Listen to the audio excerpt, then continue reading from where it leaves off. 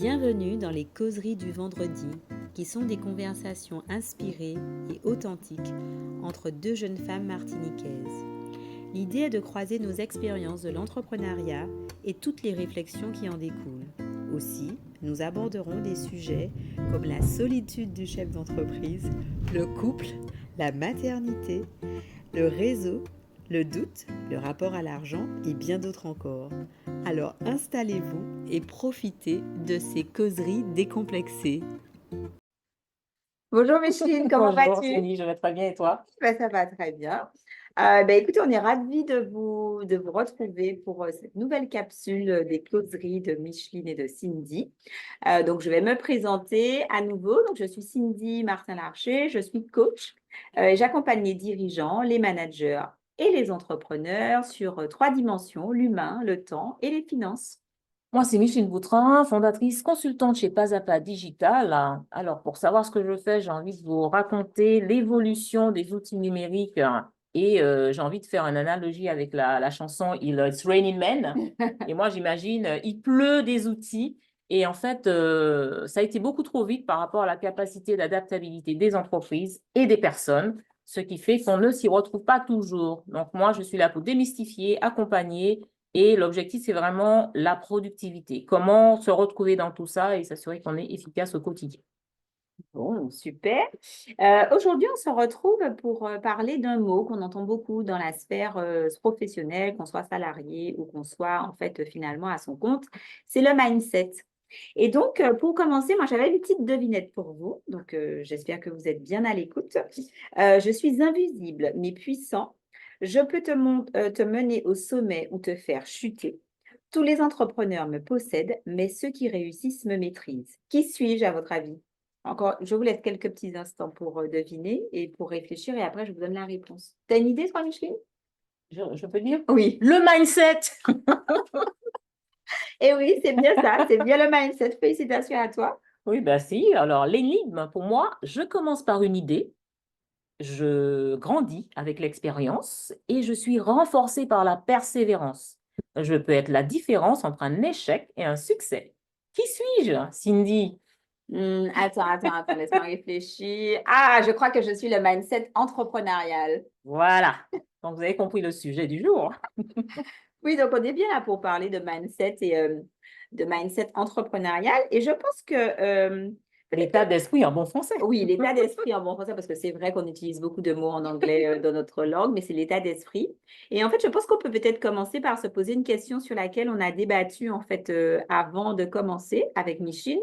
C'est de savoir est-ce qu'il y a un mindset et un mindset entrepreneurial? On n'est pas tout à fait On d'accord, n'est pas tout à fait d'accord. Moi, je mais pense en même temps, que c'est bien oui, les deux. d'exposer Moi, les je pense qu'il y a deux. le mindset entre. Je pense que certains l'ont, hein, d'autres, on en parlait tout à l'heure. Est-ce que c'est génétique? Est-ce qu'on est plus ou moins entraîné dans l'énergie entrepreneuriale de la famille, si ça existe? Ou est-ce que tout simplement, on a décidé de se mettre à son compte et on construit. Moi, je pense qu'il y a les deux. Je pense qu'il y a Voilà. les Moi, je deux. pense qu'il y a les deux. Il y a des gens qui sont baignés dedans et forcément, ça fait partie de leur ADN. Mhm. Et puis, il y a des gens, moi, j'ai pas du tout été baignée dedans, mais je pense que quelque part en moi, il y avait quand même un peu de ça, mais je le construis aussi. Au fur et à mesure. Donc, oui, au fur et à mesure, je renforce ce mindset pour réussir. Alors, moi, je dirais qu'il n'y a pas un mindset entrepreneurial. Moi, je pense qu'il y a un mindset tout court. En tout cas, moi, c'est mon expérience de l'état d'esprit. C'est-à-dire, j'ai un état d'esprit global et en fait, mon état d'esprit, je l'adapte aux différents rôles que j'occupe dans ma vie. Donc, mon rôle de chef d'entreprise, mon rôle de maman, mon rôle d'épouse, mon rôle d'amie. Et donc, voilà, pour moi, il y a pas de différence véritablement, mais en même temps, vous discuterez entre vous de ce sujet et puis partagez avec nous en commentaire si pour vous, il y en a deux ou il y en a qu'un finalement qui peut s'appliquer aux différentes sphères.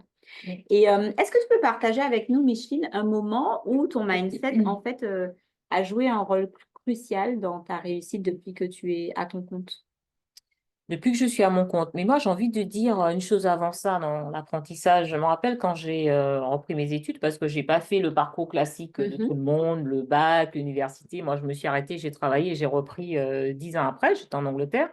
Et quand je me suis inscrite pour faire ma licence et je savais que j'allais faire mon master tout de suite après, je pense que j'ai construit mon mindset. Je me suis dit, l'échec n'existe pas. Ok, Là, je ne peux pas échouer. Je ne ok. vais que réussir. Donc Ok. là, j'ai démarré comme ça.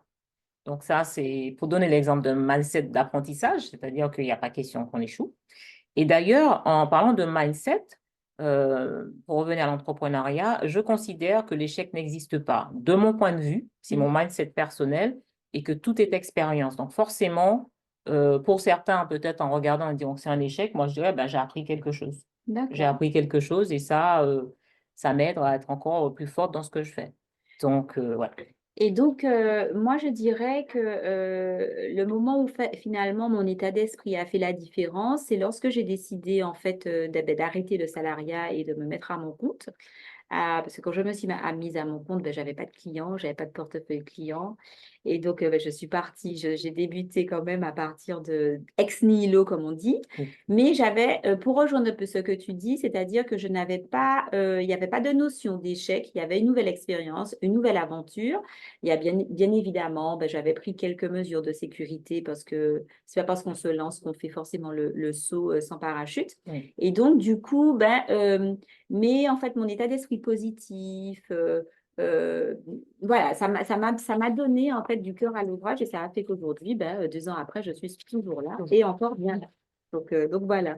Non, mais c'est vrai que c'est hyper important quand même un mindset positif pour un Oui, entrepreneur parce qu'on a tellement de hauts et de bas, bah, autant se le dire, il y a c'est clair. beaucoup de hauts et de bas et parfois, comme tu dis, t'as pas, il faut toujours avoir la prochaine mission, pas, il faut toujours, mais bon, une entreprise est là pour être rentable, donc si tu n'as pas de clients, comment tu fais? Donc avec tout ça, le mindset positif permet justement de continuer de faire son travail et voilà, de faire avancer les choses. Donc ça, Et, c'est incontournable. et justement, dans cet ascenseur émotionnel que tu décris, c'est up and down, ben, comment est-ce que toi, tu gères ces phases? Alors, pas d'échec, parce que c'est pas un mot que tu reconnais, mais quand tu as des doutes, comment est-ce que tu gères ou comment est-ce que ton mindset, ben, quel rôle il joue dans ces moments-là pour toi?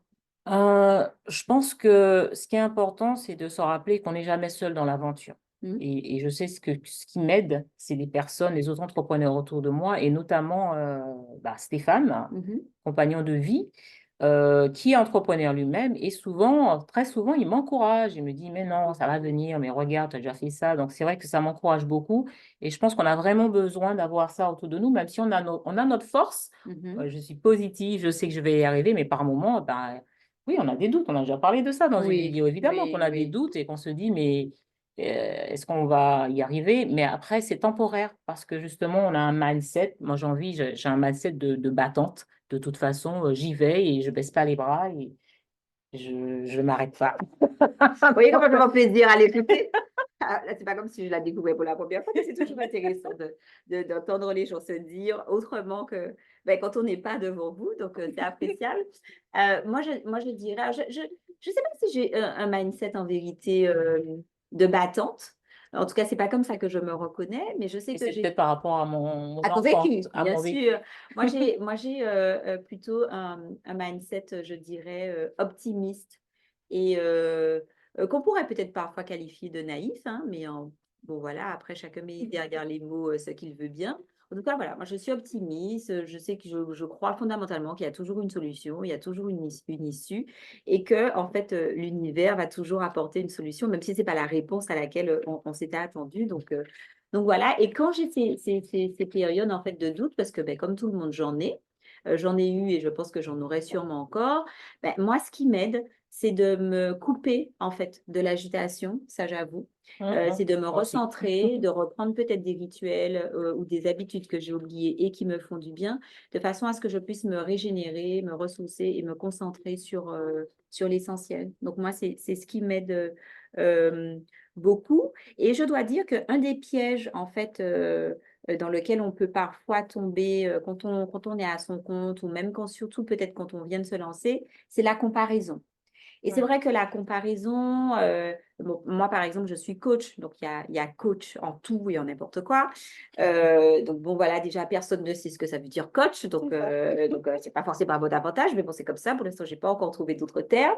Et donc du coup, voilà, c'est regarder ce que les autres font. Sur les réseaux sociaux, en plus, on est vite connecté à ce que les autres font. Et ça, j'ai envie de dire que la comparaison, c'est un vrai poison parce qu'on ne connaît pas le vécu de la personne, on ne sait pas ce qui s'est passé, qu'est-ce que ça lui a coûté. Et donc, on est en train de se comparer à par rapport à quelque D'accord. chose qui ne sont pas forcément établis sur les mêmes bases. Et je trouve que ça, quand on est dans le domaine entrepreneurial, ça peut vite justement avoir une influence très, très négative sur notre mindset Oui. et même parfois nous pousser à nous dévaloriser, à nous remettre en question, alors qu'on ne part pas sur les bases, sur des bases efficientes. Non, ce que tu dis, c'est vrai. C'est vraiment ça le problème quand on est entrepreneur. Et notamment, ce qui accentue ce problème, c'est les réseaux sociaux. Mm. C'est de voir comment l'autre communique, comment, je ne sais pas moi, il a eu un succès ou il a peut-être 50 followers, 50 000 followers et toi, tu en as 10, des choses comme ça.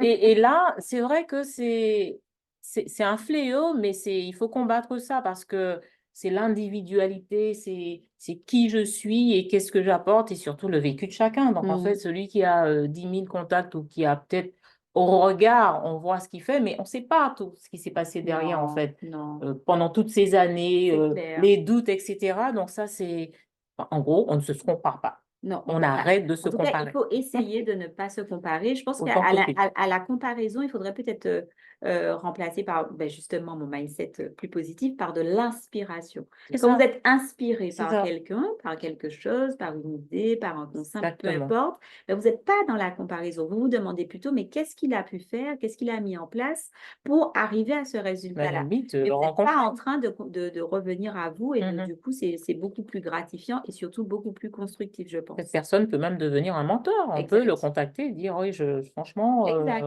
bravo pour ta réussite, je trouve ça super. Est-ce que tu peux partager avec moi comment tu as tout à fait. fait et tout. Donc, plutôt voir ça comme ça. Et en fait, comment tu penses que le mindset, en fait, il influe ta prise de décision ou ta prise de risque?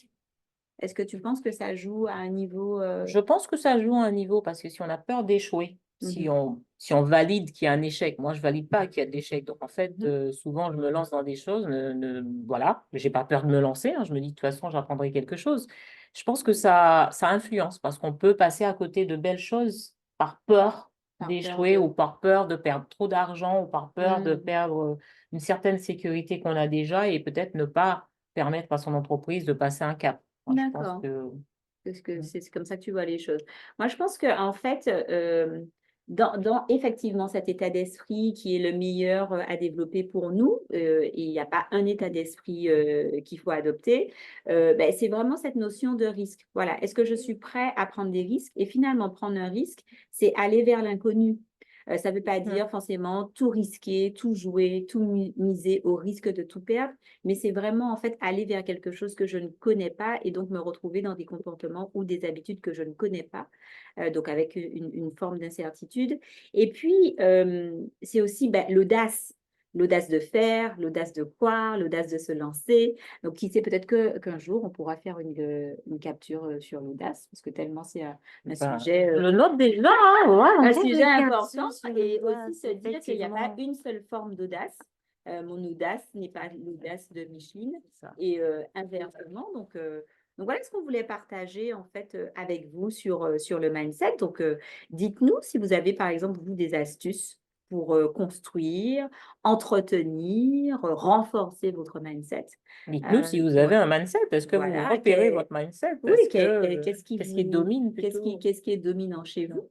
Et, et Et là, donc, on arrive à la fin, ouais, on avait envie déjà. de terminer avec une petite, pas devinette, mais une petite phrase, Mhm. Petite question. une petite question. Vas-y, Micheline, je te laisse. Bah, si ton mindset entrepreneurial était un animal mythique, lequel serait-il et pourquoi? Alors, si mon mindset était un animal mythique, alors je dirais que ce serait un aigle, parce que déjà, c'est mon animal totem. Et alors, pourquoi l'aigle, c'est mon animal totem? Parce que l'aigle, ça prend de la hauteur et que moi, j'aime bien prendre de la hauteur. Déjà parce que j'adore voyager. Dès que je suis dans un avion, je kiffe, même si c'est pour aller en Guadeloupe, hein, mais je kiffe.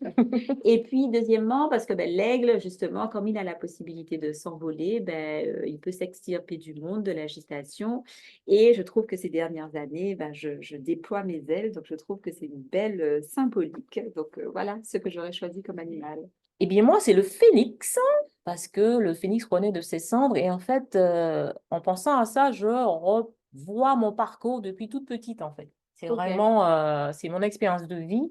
Donc, je vis le changement, j'embrasse le changement et je tire des leçons de tout. Donc, je suis en quête d'harmonie et d'équilibre en permanence. Si vous voulez savoir un peu plus sur nos métiers respectifs, vous pouvez nous retrouver sur notre Instagram. Vous allez avoir le lien tout de suite après. Bon, eh bien, à bientôt, À à très la prochaine bientôt. fois. Au Bonne revoir. journée, bye bye.